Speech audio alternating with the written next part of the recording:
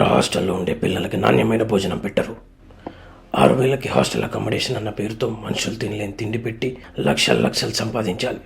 అంతే కదా. బిజినెస్ అన్నాక 4 పైసల కోసం చిన్నపాటి తప్పులు జరుగుతాయి. అందరూ చేసేదే కదా, దీనికి పోయి చంపుతారా? చిన్న తప్పన్న సాకుతో తప్పించుకోవాలని చూడకు.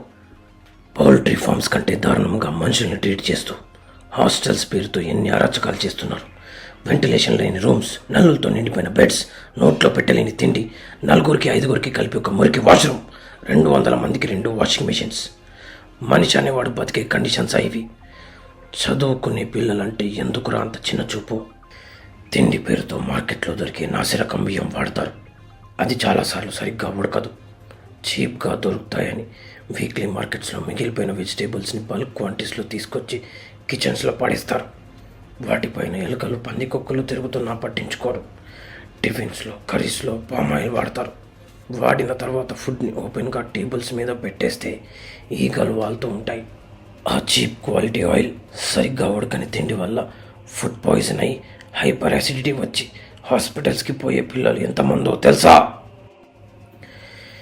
ఇంట్లో వాళ్ళు పంపించే 7,000లో 6,000 మీకు కట్టి ఆ 1,000తో మిగిలిన ఖర్చులు చూసుకొని నువ్వు పెట్టే తిండి తినలేక, బయట కొనుక్కొని తినడానికి డబ్బులు లేక పస్తులు పడుకునే పిల్లలు ఎంతమందో నీకు తెలుసా? చదువుకోవాల్సిన వయసులో పస్తులు పడుకుంటే వాళ్ళకి చదువేమెక్కుతుందిరా. మీరు దోచుకునేది వాళ్ళ డబ్బుని మాత్రమే కాదు, వాళ్ళ భవిష్యత్తుని. మన పిల్లలు సరైన ఉద్యోగాలు దొరక్క డెలివరీ బాయ్స్గా, క్యాబ్ డ్రైవర్స్గా మారడానికి నీలాంటి వాళ్ళేరా కారణం. ఎవరైనా పెళ్ళికి పిలిచి అక్కడ ఒక్క పూట భోజనం సరిగా పెట్టకపోతేనే మీకు ఎంత కోపం వస్తుంది.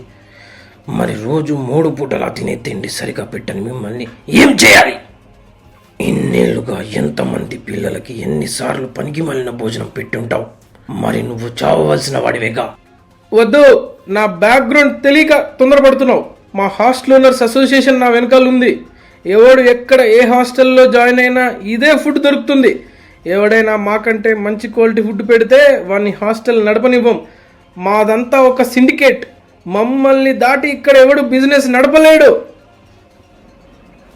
సర్వధర్మాన్ పరిత్యజ్య మామేకం శరణం వ్రజ, అహం త్వా సర్వపాపేభ్యో మోక్షయిష్యామి మా శుచః.